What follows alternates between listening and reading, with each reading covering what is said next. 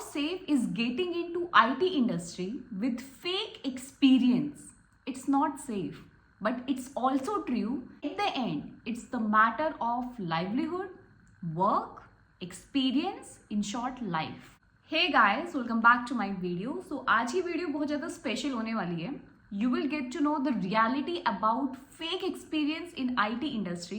क्यों fake experience के बलबूते पर लोग IT इंडस्ट्री में जा रहे हैं, चाहे वो जूनियर लेवल पर हो, चाहे वो सीनियर लेवल पर हो, एंड क्या इसका इम्पैक्ट पड़ सकता है आपके लाइफ पर, आपके करियर पर, आपकी अपॉर्चुनिटीज पर. सो पूरा डिटेल में हम बात करेंगे based on my experience, and I hope कि बहुत ज़्यादा यूजफुल रहेगी वो आप सभी लोगों के लिए. बट इससे पहले उन सभी लोगों के लिए जिन्होंने मेरे चैनल पे पहली बार विजिट किया, पहली बार मेरी वीडियो को देख रहे हैं, if you like the content please to consider subscribing my channel और बेल आइकन भी प्रेस कर देना सो दैट आपको सारी मेरी नई नई वीडियोस जो मैं अपलोड करती रहूँगी उसकी नोटिफिकेशन मिलती रहेगी. स्टार्ट करते हैं अपनी वीडियो. तो हम स्टार्ट करते हैं यहाँ पे एक इंसिडेंट से. मैं बताती हूँ कि जब मैं FIS में थी वहाँ पर मेरे फ्रेंड का जो प्रोजेक्ट था उसमें एक बंदा हायर हुआ था और 3 महीने बाद जब पीछे से बैकग्राउंड वेरिफिकेशन हो रहा होगा तो उसका कोई डॉक्यूमेंट फॉल्स निकला. ठीक है, वो जेन्युइन डॉक्यूमेंट नहीं निकला तो company was forcing that particular candidate to leave the company, क्योंकि कंपनी की अपनी पॉलिसीज हैं. बैकग्राउंड वेरिफिकेशन होता है जो कोई भी थर्ड पार्टी या कोई भी थर्ड ऑर्गेनाइजेशन कर रही होती है. अगर ड्यूरिंग द बैकग्राउंड वेरिफिकेशन, क्योंकि कई कंपनीज बहुत ज़्यादा स्ट्रिक्ट रहती हैं, स्पेशली MNCs, जितनी बड़ी बड़ी MNCs हैं, इनफैक्ट स्मॉल ऑर्गेनाइजेशन भी बहुत ज़्यादा स्ट्रिक्ट रहती हैं कई बैकग्राउंड वेरिफिकेशन के लिए. और उसमें अगर आपके डॉक्यूमेंट्स फेक निकलते हैं या कोई भी पर्टिकुलर डॉक्यूमेंट आपका जेन्युइन नहीं निकलता है, then they have a right कि वो आपको ब्लैकलिस्ट कर सकते हैं, वो आपको फोर्स करेंगे कंपनी छोड़ने के लिए. अब हम बात करते हैं कि फेक एक्सपीरियंस की नीड क्यों पड़ रही है, क्यों जरूरत पड़ रही है. और ये ऐसा नहीं है कि सिर्फ फ्रेशर लोग फेक एक्सपीरियंस का यूज करते हैं. कई केसेस में जिनके पास अच्छा खासा एक्सपीरियंस है, रियल एक्सपीरियंस है IT इंडस्ट्री में, वो लोग भी फेक सर्टिफिकेट बनाते हैं और उसको यूज करते हैं फर्दर अपने करियर में. तो क्यों इस सब की नीड पड़ रही है, देखो 3-4 सिनारियोज हैं इसकी. सबसे पहले जो एक सिनारियो आता है वो है फ्रेशर लेवल पे, एंट्री लेवल पे. भाई बहुत सारी छोटी बड़ी ऑर्गेनाइजेशन ऐसी है जो एक्सपीरियंस्ड कैंडिडेट उनको चाहिए, उनकी रिक्वायरमेंट होती है कि मैं एक्सपीरियंस्ड बंदा चाहिए. डजेंट मैटर आप कितने टैलेंटेड हो, आपके पास कितनी नॉलेज है, आप कितने स्किल्ड हो उस पर्टिकुलर टेक्नोलॉजी में.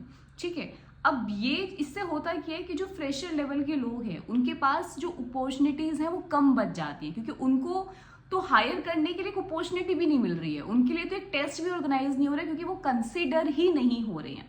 अब ऐसा नहीं है सबके साथ है, बहुत सारी MNCs ऐसे भी हैं जो बल्क में हायरिंग करती हैं फ्रेशर लेवल पे भी.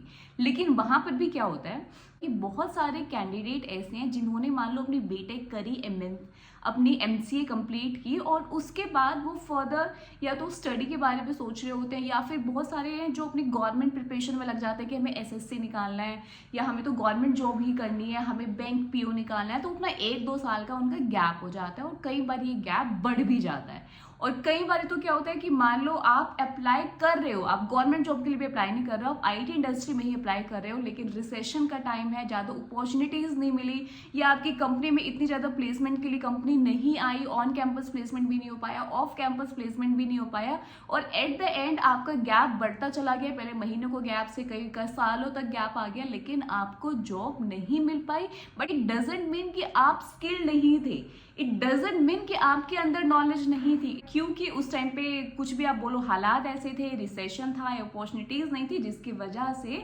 आपकी जॉब नहीं लग पाई. लेकिन इस चीज को अब प्राइवेट ऑर्गेनाइजेशन कोई भी MNC कंसिडर नहीं करेगी.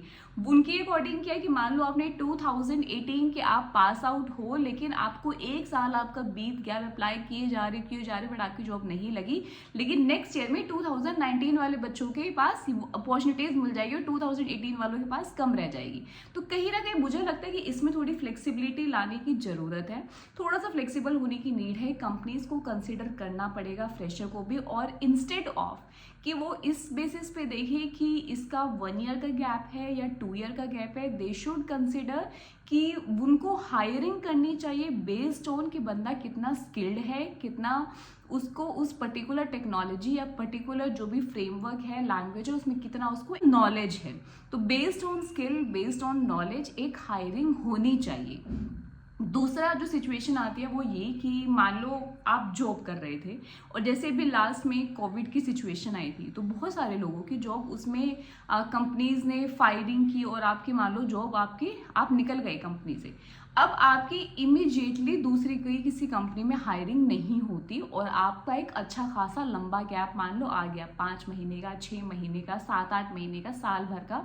तो अब क्या होता है, अब अगेन अगर अब आपका गैप क्योंकि अच्छा खासा हो गया और अब आप दूसरी कंपनी में अप्लाई भी करोगे तो आपको वो जो 10 महीने हैं, जो 8 महीने हैं, उसको जस्टिफाई करना पड़ेगा कि आपने उस 8-10 महीने में क्या किया। तो लोग क्या करते हैं कि उसको जस्टिफाई करने के लिए एक फेक एक्सपीरियंस बनवा देते हैं किसी भी ऑर्गेनाइजेशन से या जो भी उनके नोन में होता होगा, या फिर क्या करते हैं कि और ज़्यादा बड़ा पैकेज उठाने के चक्कर में, क्योंकि करंट मान लो जो आपकी पिछली ऑर्गेनाइजेशन थी वहाँ पर आपका पैकेज मान लो 5 लाख था।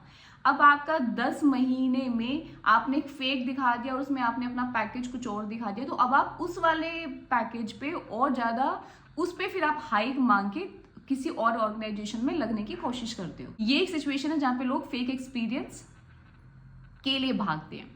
तीसरी सिचुएशन सीनियर्स कैंडिडेट में तब आ जाती है कि मान लो आपने अभी तक किसी टेक्निकल बैकग्राउंड में आपने काम किया था, आप जावा, स्प्रिंग, हाइबरनेट इन सब में काम कर रहे थे, लेकिन कुछ एक्सपीरियंस के बाद अब आपको समझ में आ रहा है कि भाई मुझे इसमें नहीं करना है, मुझे एनालिस्ट वाली में जाना है या फिर मुझे टेस्टिंग वाली प्रोफाइल में जाना है। तो टेक्निकल रोल से आपको फंक्शनल रोल में चेंज करना है। तो उस केसेस में क्या होता है, क्योंकि आपके पास तो लेकिन अभी तक जितना भी एक्सपीरियंस है, चाहे वो 5 साल चाहे 8 साल, वो एक पर्टिकुलर एक्सपीरियंस आपको एक पर्टिकुलर फील्ड में था, लेकिन अब आपको दिखाना है किसी कंपनी में। अब आप 5-6 साल एक्सपीरियंस के बाद किसी कंपनी में अप्लाई करोगे और बोलोगे कि अभी तक मेरा एक्सपीरियंस सिर्फ टेक्निकल बैकग्राउंड था और अब मैं नॉन टेक्निकल फंक्शनल बैकग्राउंड में जाना चाहता हूँ, तो मतलब उसमें तो आपका एक्सपीरियंस है नहीं, तो कंपनी आपको क्यों हायर करेगी।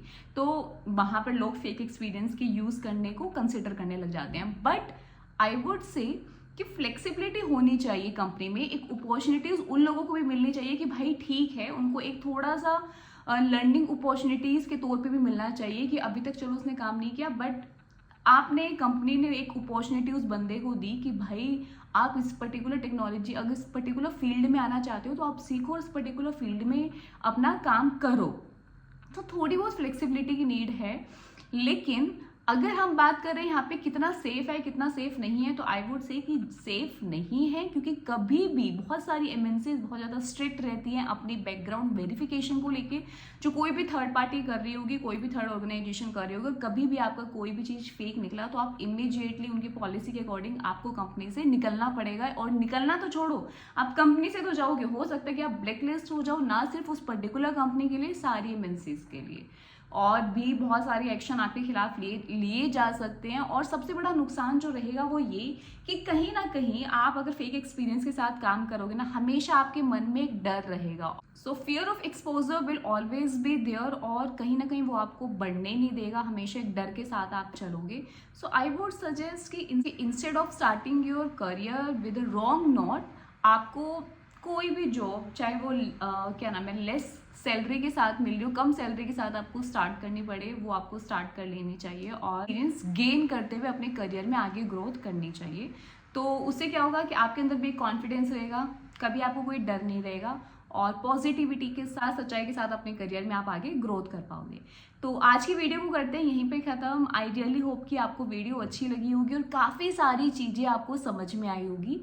तो इसके साथ ही मिलेंगे अपनी अगली वीडियो में। Till then take care of yourself and your family. Bye.